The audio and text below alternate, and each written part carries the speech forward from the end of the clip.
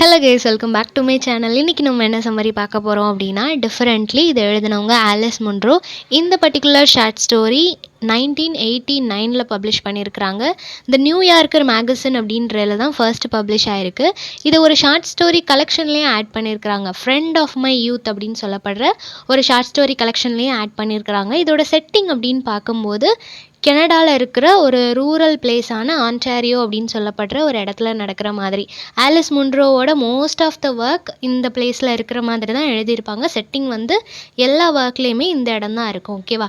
Nearly 1940s நடக்கிற மாதிரியான ஒரு ஸ்டோரி எழுதியிருப்பாங்க. இதில் இருக்கிற கேரக்டர்ஸை வந்து எக்ஸ்பிளைன் பண்ணோம் அப்படின்னா ஸ்டோரி வந்து ஆக்சுவலாக முடிஞ்சிடும். ஏன்னா அந்தளவுக்கு கேரக்டர்ஸோட அந்த எக்ஸ்ப்ளனேஷன், அவங்களுக்குள்ள அந்த ரிலேஷன்ஷிப், இவங்களுக்குள்ளே இருக்கிற அந்த ஒரு கனெக்ஷனை வந்து எக்ஸ்பிளைன் பண்ணும்போதே இந்த ஸ்டோரி வந்து முடிஞ்சு போயிடும். அந்த மாதிரி தான் அந்த ரிலேஷன்ஷிப்பை எக்ஸ்பிளைன் பண்ணுற மாதிரி தான், ஒவ்வொரு கேரக்டரை பற்றியும் எக்ஸ்பிளைன் பண்ணுற மாதிரி தான் இந்த ஒரு ஷார்ட் ஸ்டோரி மென்ஷன் பண்ணியிருக்கிறாங்க. ஸோ பிளென்டி ஆஃப் கேரக்டர்ஸ், ஒவ்வொரு கேரக்டரும் இன்னொரு கேரக்டரோட கனெக்ட் ஆகிருக்கிற மாதிரி இருக்குது.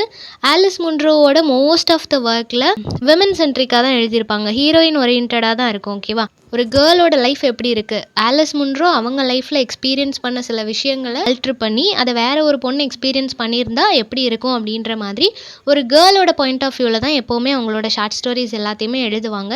அப்படி இந்த ஷார்ட் ஸ்டோரியிலையுமே ஜார்ஜியா அப்படின்னு சொல்லப்படுற ஒரு பொண்ணோட லைஃப் எப்படி இருந்துச்சு அப்படின்னு சொல்லி தான் மென்ஷன் பண்ணியிருக்கிறாங்க. இதில் ஏன் டிஃப்ரெண்ட்லி அப்படின்னு கொடுத்துருக்காங்க அப்படின்னா, ஒவ்வொருத்தருக்கும் ஒவ்வொரு விதமான பெர்ஸ்பெக்டிவ் இருக்கும். லைஃப்பை நம்ம எப்படி ஹேண்டில் பண்ணணும், லைஃப்னா என்ன அப்படின்னு சொல்லிட்டு ஒவ்வொருத்தருக்கும் ஒவ்வொரு விதமான ஒரு பெர்ஸ்பெக்டிவ் இருக்கும் இல்லையா?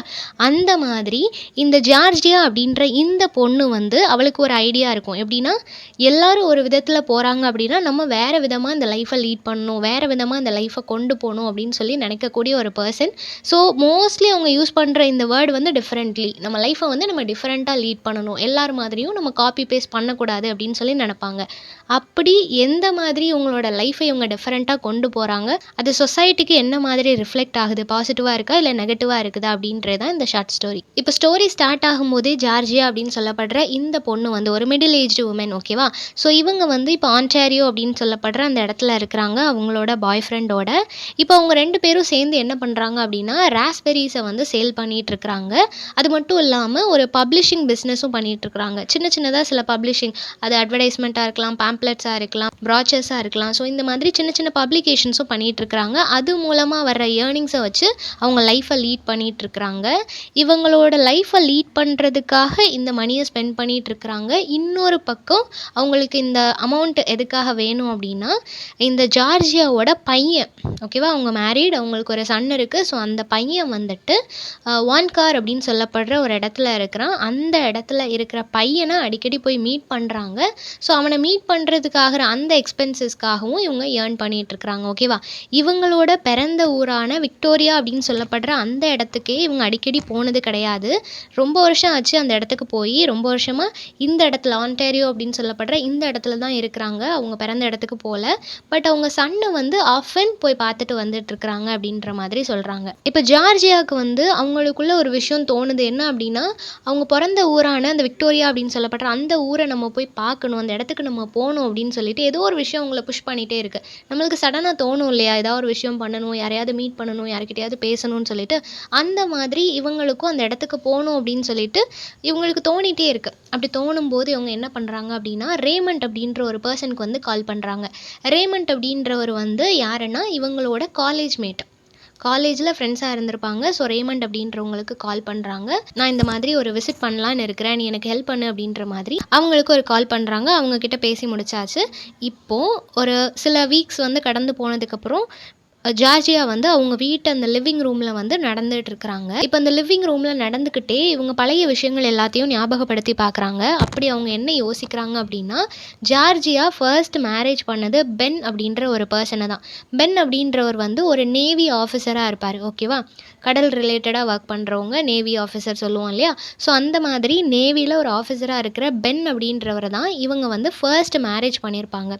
தென் மாயா அப்படின்ற ஒரு பர்சன், இந்த மாயா அண்ட் ஜார்ஜியா 2 பேரும் காலேஜ் டைம்ல இருந்தே ஃப்ரெண்ட்ஸா இருப்பாங்க. ஓகேவா? மாயா அப்படின்ற இவங்களோட ஃப்ரெண்டு ரேமண்ட் அப்படின்னு சொல்லப்படுற ஒரு பையனை வந்து மேரேஜ் பண்ணியிருப்பாங்க. So Georgia and Ben, Maya and Raymond இவங்க 2 பேரும் 2 கப்பலாக இருப்பாங்க. இந்த ரேமண்ட் அப்படின்றவர் வந்து ஒரு கைனகாலஜிஸ்டாக இருக்கிறாரு. ஸோ இவர் வந்து மெடிக்கல் ஃபீல்டில் இருக்கிறாரு. இந்த மாயா அண்ட் ரேமண்ட் இவங்க 2 பேருக்கும் எப்படி தெரியும் அப்படின்னா, ஸ்கூல் டேஸ்லேருந்தே அவங்க 2 பேரும் ஃப்ரெண்ட்ஸாக இருந்திருப்பாங்க. ஸோ அதனால மாயாவுக்கு சின்ன வயசுலேருந்தே ரேமண்ட்டை தெரிஞ்சதுனால அவங்க 2 பேரும் லவ் பண்ணி மேரேஜ் பண்ணிப்பாங்க. ஸோ இப்படி 2 செப்பரேட்டான கப்பல் இருக்கிறாங்க. இதில் மாயாவுக்கும் ஜார்ஜியாவுக்கும் ஆல்ரெடி தெரியும் இல்லையா, அவங்க 2 பேரும் ஃப்ரெண்டாக இருக்கிறாங்க. மாயா வந்து ரொம்பவே ரிச்சான ஒரு பொண்ணு. ஸோ அவளோட ஆட்டிடியூட் எல்லாமே கொஞ்சம் டிஃப்ரெண்ட்டாக தான் இருக்கும். எல்லாரும் ஒரு விஷயத்த நார்மலாக ஹேண்டில் பண்ணும்போது மாயா வந்து அந்த விஷயத்துக்காக நிறைய எஃபர்ட் போடுவாங்க. எல்லாரும் இவங்கள பார்க்கணும், ஒரு அட்டென்ஷன் சீக்கர் மாதிரி இருப்பாங்க. எல்லாரும் அவங்கள பார்க்கணும் அப்படின்னு நினைக்கக்கூடிய ஒரு பர்சன். இப்படி இருக்கிற மாயா ஹார்வி அப்படின்னு சொல்லப்படுற ஒரு பர்சனோட அஃபேரில் இருப்பாங்க. அவரோட ஒய்ஃப் பேர் ஹில்டா. ஹில்டா அண்ட் ஹார்வி தான் ஒரு கப்பலாக இருப்பாங்க. ஹில்டாவோட அவருக்கு பிரேக்கப் ஆனதுக்கப்புறமா இவர் வந்து மாயாவோட அஃபேரில் இருப்பார். நெக்ஸ்ட் என்ன சொல்கிறாங்க அப்படின்னா, ஜார்ஜியா வந்து இப்போ ஒரு சின்ன புக் ஸ்டோரில் ஒர்க் பண்ணிகிட்டு இருக்கிறாங்க. அவங்களுக்கு அந்த ஒர்க் வந்து ரொம்ப பிடிக்கும். அது மட்டும் இல்லாமல் அவங்களோட மேரேஜ் லைஃப், பென்னோட இருக்கிற அந்த ஒரு லைஃப்பை வந்து அவங்க ரொம்ப என்ஜாய் பண்ணுறாங்க. ரொம்பவே ஹாப்பியாக இருக்கிறாங்க. புக்ஸோட டைம் ஸ்பெண்ட் பண்ணுறதும் இவங்களுக்கு ரொம்ப பிடிக்கும். யாராவது ஒருத்தங்க புக்ஸை பற்றி இவங்ககிட்ட ஜாஸ்தியாக பேசினாங்க அப்படின்னா நிறைய டைம் ஸ்பெண்ட் பண்ணுவாங்க. இவங்களுக்கு அந்த கான்வர்சேஷனில் வந்து அவ்வளோ இன்ட்ரெஸ்ட் இருக்கும். இந்த மாதிரி அவங்களோட மேரேஜ் லைஃபாக இருக்கட்டும், அவங்களோட ஒர்க்காக இருக்கட்டும், எல்லாமே ஸ்மூத்தாக போயிட்டுருக்கிற இந்த சமயத்தில் தான் ஜார்ஜியாவுக்கு வந்துட்டு ஒரு மோட்டார் சைக்கிள் ரைடிங் ஸ்பெஷலிஸ்ட் வந்து ஃப்ரெண்ட் ஆகிறாங்க, இன்ட்ரடியூஸ் ஆகிறாங்க. அவங்க பேர் மைல்ஸ். மைல்ஸ் அப்படின்னு சொல்லப்படுற அந்த பர்சனை வந்து இவங்களுக்கு தெரியுது. ஸோ அந்த பர்சன் கூட பழக ஆரம்பித்த கொஞ்ச நாள்லேயே அந்த பர்சனோட இவங்க டேட் பண்ண ஸ்டார்ட் பண்ணுறாங்க. Even she is married. இவங்க இப்போ மைல்ஸோட டேட்டிங் வந்து ஸ்டார்ட் பண்ணுறாங்க. ஜார்ஜியாவுக்கு வந்து பென்னோட சேர்ந்து ஒரு குழந்தையும் இருக்குது. ஓகேவா? ஒரு கை குழந்தையும் இருக்குது. அந்த குழந்தைய பார்த்துக்கிறதுக்கு கிராண்ட் மதரும் அவங்க வீட்டில் தான் இருக்கிறாங்க. இந்த மாதிரியான ஒரு சிச்சுவேஷனில் இவங்க மைல்ஸோட ரிலேஷன்ஷிப்பில் இருக்கிறாங்க. ஒரு நாள் என்ன ஆகுது அப்படின்னா, சீக்கிரட்டாக அவரை போய் மீட் பண்ணுறாங்க. அவங்களோட நிறைய டைம் ஸ்பெண்ட் பண்ணிவிட்டு வீட்டுக்கு வரும்போது ரொம்பவே அவங்களோட ஹேராக இருக்கட்டும், மேக்கப்பாக இருக்கட்டும், எல்லாமே ரொம்ப மெஸ்ஸியாக இருக்குது. அவங்கள பார்க்குறதுக்கே ப்ராப்பராக இல்லை. அப்படி அவங்க வீட்டுக்கு ரொம்ப லேட்டாக வரும்போது அந்த கிராண்ட் மதர் என்னாச்சு அப்படின்னு சொல்லி கேட்கும்போது இவங்களுக்கு சடனாக என்ன சொல்கிறதுன்னு தெரியல. அதுக்கு அவங்க என்ன சொல்லிட்டாங்க அப்படின்னா, நான் இந்த மாதிரி என்னோட கார் வந்து பிரேக் டவுன் ஆகிடுச்சு. ஸோ அதனால் நான் ரொம்ப தூரம் நடந்து வர்ற மாதிரியான ஒரு சிச்சுவேஷன் ஆகிடுச்சு. ஸோ இவ்வளோ தூரம் நடந்து வந்ததுனால தான் என்னோட ஹேர் எல்லாம் இப்படி மெஸ்ஸியாக இருக்குது அப்படின்ற மாதிரி ஒரு பொய்யை சொல்லிடுறாங்க. ஸோ அந்த ஒரு மொமெண்ட் அவங்க பொய் சொல்ல ஆரம்பிக்கிறாங்க. அதுக்கப்புறம் லைஃப்பில் அவங்க நிறைய பொய் சொல்லியிருக்கிறாங்க அப்படின்னு சொல்லி மென்ஷன் பண்ணியிருக்கிறாங்க. ஸோ இந்த மாதிரி மைல்ஸோட அந்த ரிலேஷன்ஷிப்பை அவங்க கண்டினியூ பண்ணிகிட்டு இருக்கும்போது அன்எக்ஸ்பெக்டடாக ஒரு விஷயம் அவங்களுக்கு என்ன தெரிய வருது அப்படின்னா, மாயா அப்படின்ற இவங்களோட ஃப்ரெண்ட் இருக்காங்க இல்லையா, அவங்க வந்துட்டு மைல்ஸோட ரிலேஷன்ஷிப் வச்சுக்கிறாங்க அப்படின்றது இவங்களுக்கு தெரிய வருது. ஸோ அதனால் மைல்ஸ் வந்து ஜார்ஜியாவை அவாய்ட் பண்ணுறாரு. இந்த ஒரு விஷயத்த நோட்டீஸ் பண்ணோடனே ஜார்ஜியாவுக்கு ரொம்பவே கோவம் வருது. ஏன்னா என்னோடய ஃப்ரெண்டாக இருந்துட்டு நீ என்னோடய லைஃப்பில் இன்டர்ஃபியர் ஆகிற அப்படின்னு சொல்லிட்டு அவங்கக்கிட்ட கோவப்படுறாங்க. ஈவன் அது வந்து ஒரு இல்லீகல் ரிலேஷன்ஷிப்பாக இருந்தாலும், அது ஒரு அஃபேராக இருந்தாலும், அது இந்த 2 ஃப்ரெண்ட்ஸுக்குள்ளேயும் ஒரு ஃபைட்டை வந்து க்ரியேட் பண்ணுது. ஸோ 2 பேரும் பயங்கரமாக சண்டை போட்டுக்கிறாங்க. அந்த சண்டைக்கு அப்புறமா மாயாவும் ஜார்ஜியாவும் பேசிக்கிறதில்ல. ஒரு கட்டத்தில் வந்து அந்த சண்டை பெருசாகிற அந்த டைமில் வந்து மாயா இறந்து போகிறாங்க. மாயா இறந்து போனாலும் அந்த ஒரு பிட்ரேயலை வந்து ஜார்ஜியாவால் மன்னிக்கவே முடியல. என்னதான் இருந்தாலும் அவள் இந்த மாதிரி பண்ணவ தானே அப்படின்னு சொல்லிட்டு ஒரு கோவம் இவங்களுக்குள்ளே இருந்துகிட்டே இருக்குது. இப்போது ஜார்ஜியா வந்துட்டு ரேமண்ட்டை விசிட் பண்ணுறாங்க. ஏன்னா ரேமண்ட் தானே ஆக்சுவலி அவனோட ஹஸ்பண்ட்.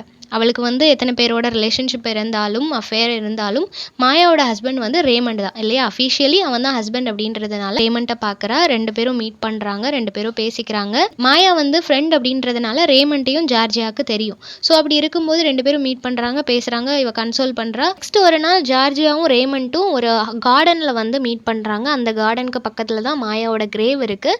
ஸோ இப்போ மீட் பண்ணும்போது 2 பேரும் நிறைய விஷயத்த ஷேர் பண்ணிக்கிறாங்க. ரேமண்ட் வந்து மாயாவோட இருந்த அந்த மொமெண்ட் எல்லாத்தையும் ஷேர் பண்ணிக்கிறான். அதே மாதிரி ஜார்ஜியாவும் நிறைய விஷயங்களை ஷேர் பண்ணுறா. பட் எதுவுமே இவங்களுக்குள்ளே நடந்த அந்த ஃபைட் எதையுமே அவள் ஷேர் பண்ணல. மற்றபடி 2 பேரும் அந்த ஸ்வீட்டான மொமெண்ட்ஸ் எல்லாத்தையும் ஷேர் பண்ணிகிட்டு இருக்கிறாங்க. அவளை பற்றின அந்த மெமரிஸ் எல்லாத்தையும் ரெக்கலெக்ட் பண்ணிகிட்டு இருக்கிறாங்க. அப்போ ரேமண்ட் வந்து ஒரு கொஷின் கேட்குறான், இதுக்கப்புறம் நம்ம வந்து என்ன மாதிரி பிஹேவ் பண்ணணும், நம்ம லைஃப் எப்படி இருக்கணும் அப்படின்னு சொல்லி கேட்கும்போது அதுக்கு ஜார்ஜியாவோட ரிப்ளை வந்து டிஃப்ரெண்ட்லி அப்படின்னு சொல்கிறா. எல்லாரும் உன்னை வந்து இப்படி தான் நீ இருக்கணும் அப்படின்னு சொல்லி பார்க்குறாங்கன்னா அந்த மாதிரி நீ இருக்க வேண்டிய அவசியம் கிடையாது. நீ டிஃப்ரெண்ட்டாக இருக்கணும்.